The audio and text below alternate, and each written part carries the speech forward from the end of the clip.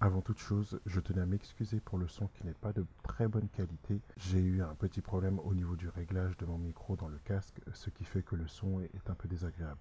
Malgré tout, j'espère que vous prendrez du plaisir à regarder cette vidéo. Bon visionnage. Eh bien, salut les petits potes. Aujourd'hui, nouvelle vidéo sur la chaîne. Et je teste pour vous la Rocket 3. C'est parti pour le générique. Les amis, nouvelle vidéo donc sur la chaîne. Et pour cette année 2023, j'ai décidé de tester des motos un peu particulières, dites d'exception même. Et après le petit SV particulier import directement du Japon, je teste pour vous la Rocket 3. Alors c'est la première fois que je teste ce type de moto. D'habitude, je teste tout ce qui est roadster, un petit peu du néo-rétro, etc. Et là, je rentre carrément dans une autre famille, celle des customs. Et cette-ci, cette superbe Rocket 3 est juste magnifique. J'avais un petit peu peur parce que, eh bien, j'ai pu lire beaucoup de choses dessus, notamment son couple phénoménal qui est de 221 Nm. Et elle me faisait peur, même son regard avec ses petits yeux là me faisait peur. Mais finalement, premier tour de roue, eh bien, ma foi, ça se passe pas trop mal. Les 4 pieds sont un petit peu en avant, donc les premières secondes, je voulais mettre les pieds dessus, puis j'avais tendance à vouloir les mettre à l'horizontale, mais il faut juste les mettre un petit peu devant. Voilà, comme d'habitude... Oh,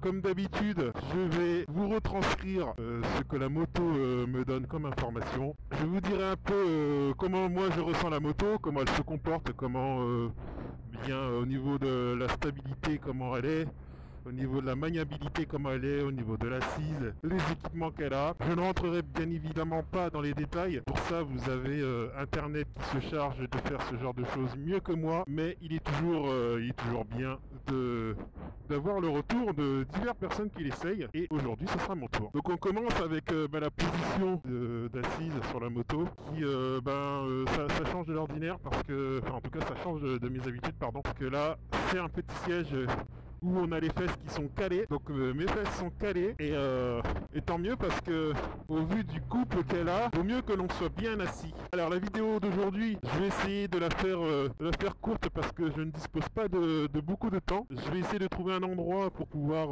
la filmer dans son intégralité et puis prendre quelques axes où je pourrais peut-être accélérer un peu, pas beaucoup. Encore une fois, c'est pas ma moto, c'est la moto d'une concession. D'ailleurs, c'est la concession qui se trouve à Seclin, concession Triomphe à Seclin. Je les remercie de pouvoir me donner l'opportunité de faire ce test là. Voilà, alors donc je disais, position d'assise, et bien la selle elle est confortable pour l'instant. Ça fait que quelques minutes que je l'ai et que je suis assis dessus. Pour l'instant c'est confortable. Au niveau des informations du tableau de bord, eh bien tout est très bien, très bien. Tout est très lisible, pardon. Au niveau du guidon, eh bien on a un guidon qui est très large, on a les bras qui sont bien écartés. Du coup, ça permet une bonne maniabilité de la moto. Regardez, elle se balance bien de chaque côté. On n'a qu'à appuyer, en tout cas, j'appuie moi sur le guidon et ça se laisse aller. J'aurais pu croire que ça aurait été plus compliqué que ça, sachant que la moto est relativement lourde. D'ailleurs, quand vous montez dessus et que vous la mettez sur son centre de gravité, vous sentez que la moto est lourde. Et effectivement, puisqu'elle fait 294 kg à sec, donc un petit peu plus de 300 kg avec le plein, sans compter moi dessus. Donc voilà, une fois lancé, il faut que cette petite bestiole s'arrête. Et ça, on peut compter sur les freins. Elle est dotée de freins radio à 4 pistons et ça freine vraiment bien. Vraiment, vous mettez un doigt, vous freinez. Regardez, je fais l'exercice, un petit doigt, hop là, ça s'arrête. Vraiment, c'est génial. La moto freine vraiment bien. Et en plus de ça, la particularité de ce freinage, donc hormis le fait d'avoir tout ce qui est éléments de sécurité, ABS, etc., la centrale inertielle qui va gérer aussi le freinage quand vous êtes en courbe, etc. Il y a ce freinage couplé aussi quand vous freinez avec le frein avant, eh bien vous allez avoir une petite répartition du freinage. Par contre, le phénomène ne se produit pas quand vous êtes en freinage avec le pied. Donc, au niveau du freinage, on avait dit des freins avec les pincettes radio Stilema M4 4 pistons. Les disques à l'avant, on se retrouve avec deux disques de 320 et un disque à l'arrière de 300. Les pneus, eh bien, on est en 150 à l'avant et c'est du 17 pouces. Et à l'arrière, on se retrouve avec un énorme pneu de 240 et c'est du 16. Donc, on ressent pas trop cet effet de différents diamètres de roue, hein. Ça se ressent pas du tout. La moto, on a l'impression qu'elle serait bestiale, mais non. Alors il y a différents modes de conduite dessus. On a 4 modes de conduite. On a le mode pluie, on a un mode road, on a un mode sport et on a le mode personnalisable. Pour l'instant, je me suis mis en mode road pour pouvoir eh bien, tester la moto et l'apprivoiser et ressentir comment elle se comporte. Bien évidemment, j'ai une toute petite demi-heure d'essai pour pouvoir le faire. Je pense qu'en 30 minutes, malgré tout, j'aurai pas suffisamment de temps pour pouvoir tester la bête, mais en tout cas, pour le moment, tout se passe très bien. On a sur la moto différents équipements. On a un régulateur de vitesse, ça c'est pas mal sur autoroute. Je pense que cette machine-là, elle est dotée, elle est faite plutôt pour cruiser tranquillement, tels les Harley Davidson, tels les gros Diavel. D'ailleurs, ça fait partie de ses concurrentes, hein.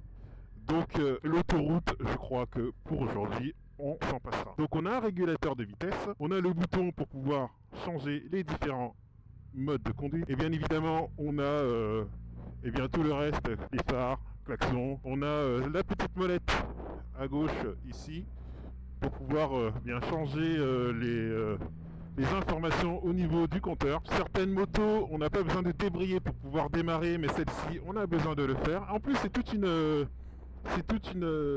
instruction à faire sur ce bouton. Je vous montrerai tout à l'heure. Il faut appuyer sur le bouton, genre comme si il faut dire à la moto allume-toi. Ensuite il faut le rebasculer derrière, débrayer et appuyer pour pouvoir la démarrer. Voilà, toute cette gymnastique pour pouvoir lancer ce gros moteur 3 cylindres de presque 2500 cm3, 1458 très exactement, avec 167 chevaux. Par contre les 167 chevaux, il faut aller les chercher presque dans la zone rouge, hein, puisqu'ils sont atteints à 6000 tours, alors que le couple, lui, il est atteint à 4000 tours minute. Donc j'ai envie de dire, la vitesse maximum pour pouvoir avoir eh bien, la pleine puissance de la machine, très sincèrement, est-ce que ça vaut le coup, puisqu'on a déjà tout le couple disponible à 4000. Donc on est vraiment sur un type de moto qui est là pour cruiser et rouler tranquillou. Je vais essayer de trouver un endroit où je vais pouvoir stationner la moto pour qu'on puisse la voir dans son intégralité. Aujourd'hui, j'ai une moto qui a un coloris gris métallisé, je dirais un gris métallisé brossé. En tout cas, elle est très jolie. J'aime beaucoup. Au niveau de la sonorité, eh bien, je trouve qu'elle fait un joli petit bruit. On est avec un peu d'échappement d'origine. Et je trouve qu'elle fait un joli petit bruit. Ça s'affole. On est en 3ème. Et ben ouais, le contour il s'envole. On est satellisé. C'est ouf. Par contre, étant donné qu'on a un couple généreux, bien généreux, voilà, je me mets en 5ème à 50 km/h. On est en dessous des 1500 tours minute. Bon, ça vibre hein, ça vibre dans le guidon. Après, je pense que j'exagère un petit peu. Hein. Il suffit que je fasse tomber 2 rapports et puis c'est terminé. Mais ouais. 50 km/h en 5ème, ça vibre. Mais elle repart. Hein. Oh là là, ça repart. Hein. Vous donnez un petit coup de gaz, ça repart. Et encore, je suis sur la cartographie, je suis en mode route. Je suis pas en mode sport. Imagine ce que ça va donner en mode sport. Bah, tiens. D'ailleurs, pour le retour à la concession, on va s'essayer au mode sport pour voir ce que ça donne. Essayer de sentir cette différence. Je pense que la différence se fera ressentir au niveau de la poignée des gaz. À mon avis, je pense qu'on aura une réponse à l'accélération beaucoup plus franche en mode sport qu'en mode rain. Alors, on a le gros 3 cylindres sous les fesses et de ce côté-là, on a les belles tubulures là. Eh bien, ça chauffe un peu. pas de ouf, hein, ça chauffe un peu. Aujourd'hui, il fait 3,5 degrés, voilà, selon tableau de bord. 3,5 degrés. Et bien, cette petite chaleur n'est pas pour me déplaire. Moi, comme ça, je peux me réchauffer un petit peu les mains. J'ai essayé de me mettre sur le parking là, où... non, je sais, je me mettrai sur un autre parking. Comme ça, on va se regarder cette petite moto. Petite, j'entends bien quand je dis petite. Je vous présente donc le tableau de bord. Le mode Rider, c'est le mode personnalisé. Le mode Rain, le mode Road, et on revient au mode Sport. On a différentes indications. Ici, on a le niveau d'essence, on a le contour, l'affichage kilométrique, on a un indicateur aussi de pression des pneus, on a une horloge, on a la température extérieure. Et en ce qui concerne par contre, donc du coup, ce que je vous expliquais tout à l'heure, le fait qu'on soit avec un mode sans clé, parce que voilà, j'ai la clé dans ma poche, elle est ici, hop, une jolie petite clé quand même, voilà. De plus en plus, hein, on fait de vraiment jolies clés. Donc on a la clé dans la poche, et du coup, pour pouvoir la démarrer, il faut appuyer sur ce bouton-là, vers le haut une fois, vers le bas une fois. Donc la moto s'allume, il faut débrayer. En plus elle est polie, hein. Elle vous dit bonjour, ça c'est pas mal. Et après simplement on peut démarrer. Voilà. Donc on a l'indicateur d'ABS, la jauge à essence, pardon. Là on vous dit bien que tout est ok. Donc si on rentre à nouveau, je vais sélectionner un mode. Donc là, le mode road, tout à l'heure on était en mode road, je vais sélectionner le mode sport, voilà, on est rentré en mode sport et on le voit ici. D'ailleurs il me dit qu'il faut que je mette de l'essence. On a ici les informations pour nous dire à quel moment il va falloir mettre de l'essence, et on aura la consommation instantanée. Sur la consommation de cette bestiole, j'aurais tendance à penser qu'elle consomme beaucoup pour un 2,5 litres, mais finalement le constructeur annonce quand même un petit 7,5 litres. Au niveau des rétroviseurs, je trouve qu'on voit très bien dessus. On a des rétroviseurs qui sont en bout de guidon et on voit très bien au niveau des rétroviseurs. On a une fourche qui est réglable. On a aussi un réglage de la suspension arrière, mais elle est quand même, je trouve qu'elle est difficilement accessible. Voilà, elle est là. Voilà. Et au niveau de l'échappement, voilà, je vous fais écouter le bruit.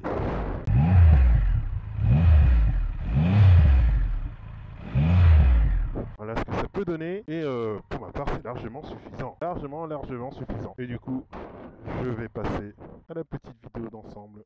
Je vous laisse profiter et je vous dis à tout à l'heure.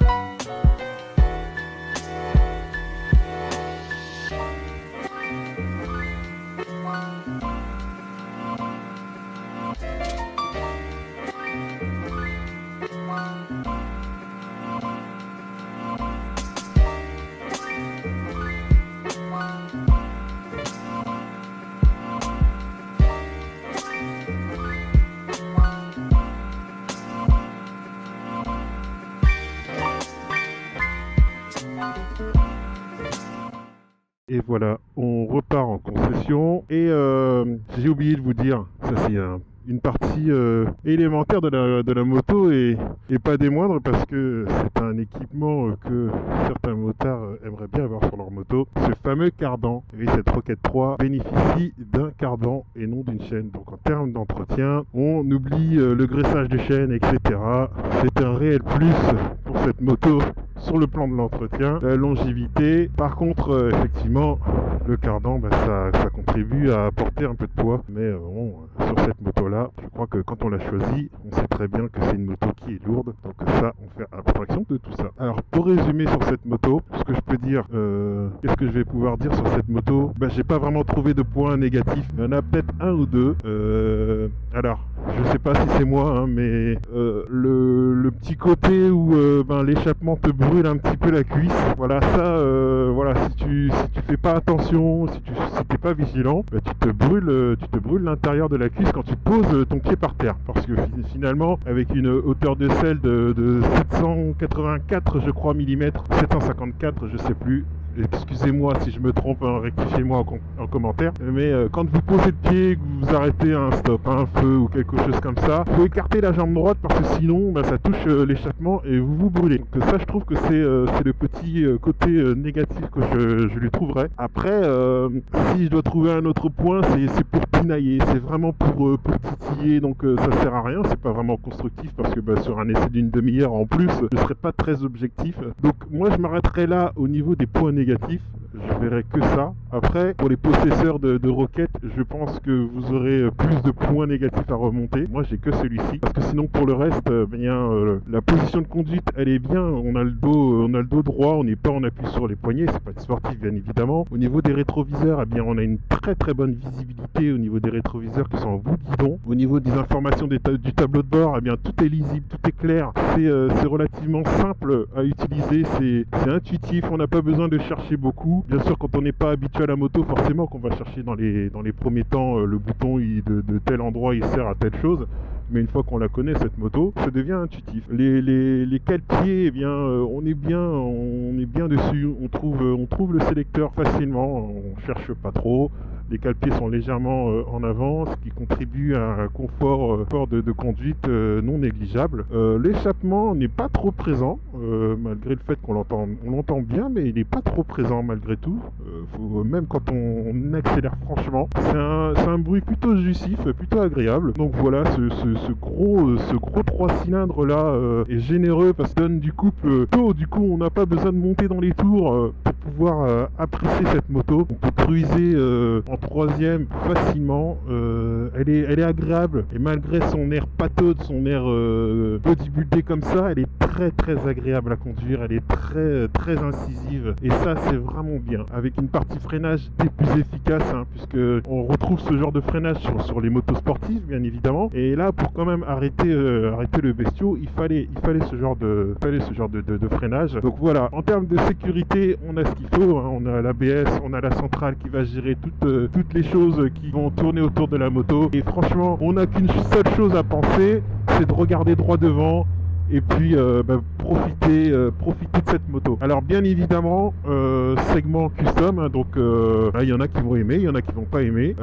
Moi, je vais rester objectif sur le fait que cette moto-là, c'est pas vraiment mon segment, mais je l'aime bien finalement. Elle a une bonne bouille.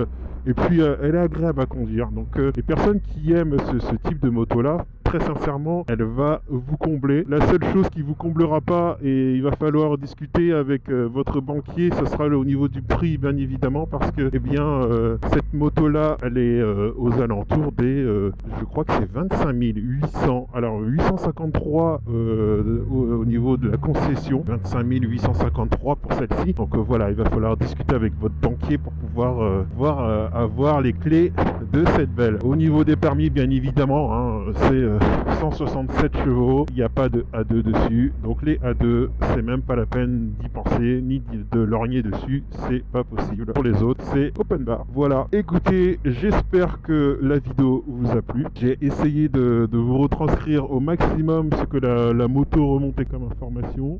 Si cette vidéo t'a plu, eh bien, n'hésite pas à mettre un pouce, n'hésite pas à me donner des petits commentaires. Je me fais toujours un plaisir d'y répondre. Possesseurs de requêtes, lâchez-vous. N'hésitez pas aussi à apporter votre pierre à l'édifice.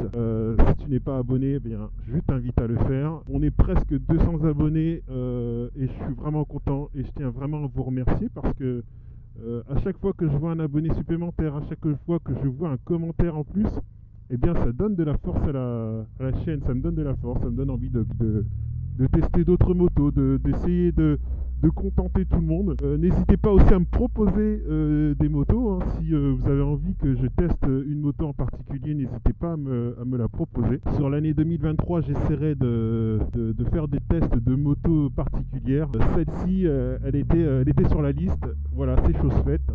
Maintenant, si vous avez d'autres idées, n'hésitez pas à me le prononcer. D'ici là, prenez soin de vous.